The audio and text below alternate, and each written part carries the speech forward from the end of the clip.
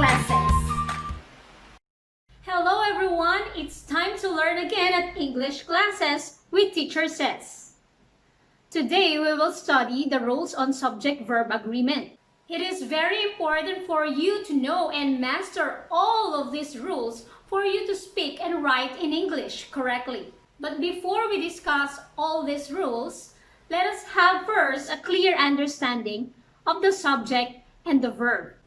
Previously, I uploaded 4 video lessons on verbs. You should have watched all of those lessons for you to understand how verbs are formed in a sentence. Let's begin the lesson by discussing the subject and the verb. The subject is the topic in a sentence. It is found in the beginning of the sentence and written before the verb. It can be a noun, like for instance, Susan, Troy, doctor, teacher, dog, flower, etc. Or a pronoun, like for instance, I, she, he, they, and we.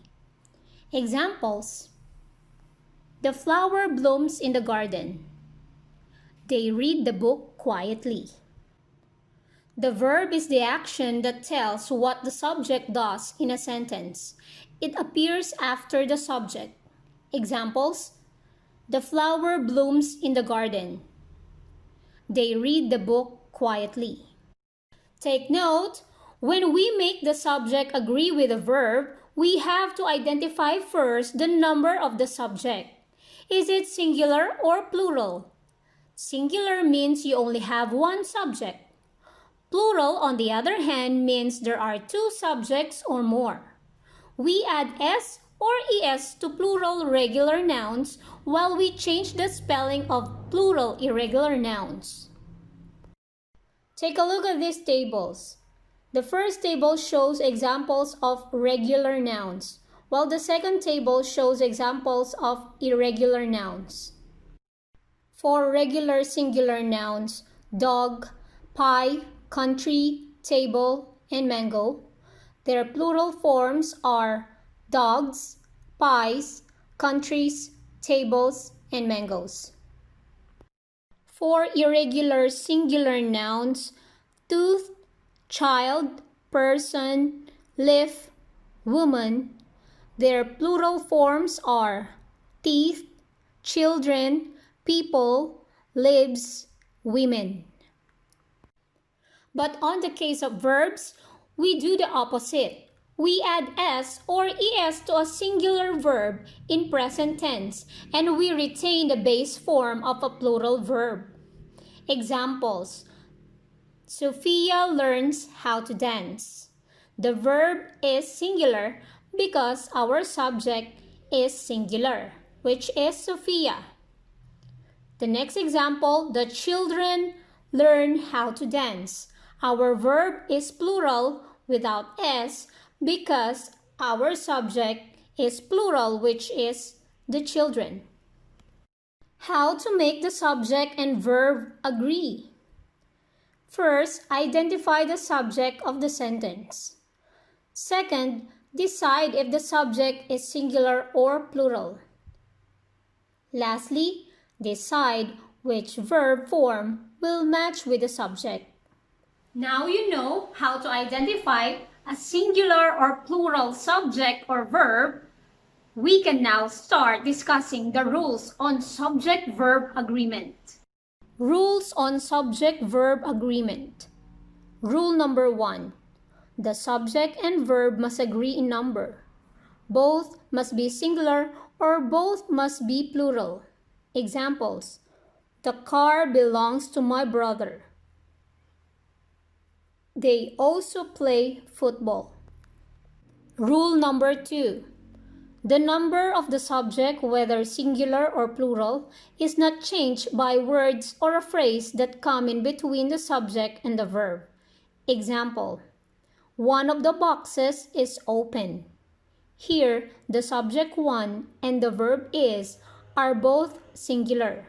The phrase "of the boxes" must not be considered in choosing the correct form of the verb.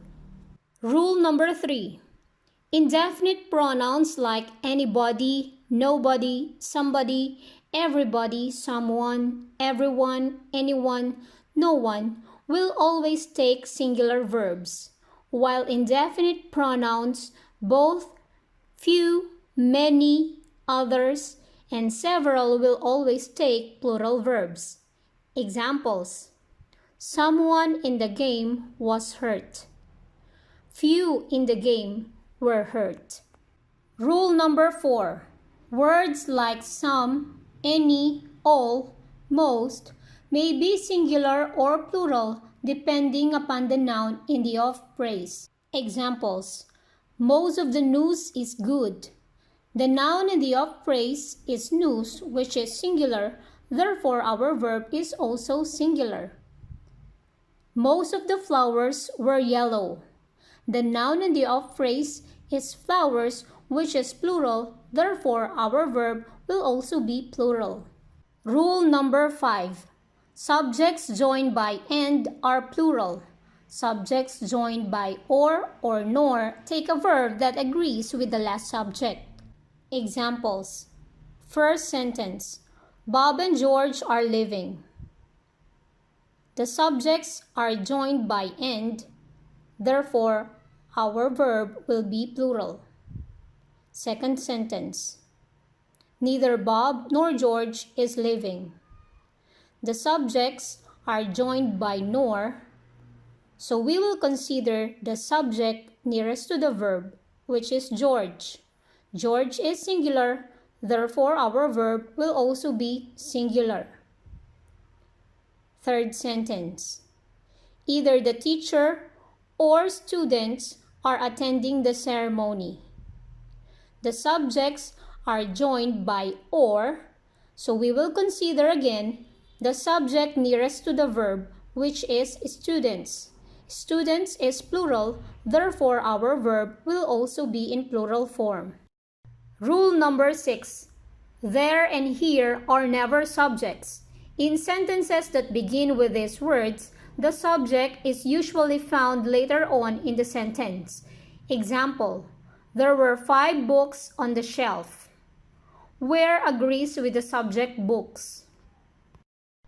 Rule number 7. Collected nouns may be singular or plural depending on their use in the sentence. Examples: the orchestra is playing a hit song. Orchestra is considered as one unit, therefore it is singular. The next sentence, the orchestra were asked to give their musical backgrounds. In this case, orchestra is considered as separate units pertaining to its members, therefore it is plural. Rule number 8. Some nouns, while plural in form, are actually singular in meaning. Example: mathematics is an easy subject for some people. Rule number 9. Doesn't is a contraction of does not and should be used only with a singular subject. Don't is a contraction of do not and should be used only with a plural subject. Examples: he does not like it. They don't like it. Lastly, rule number 10. Nouns such as civics, mathematics, dollars, and news require singular verbs. Example: $1 million is needed to renovate that building. That concludes our today's lesson. I hope you learned. See you again next time to another English classes with Teacher Says. Class dismissed.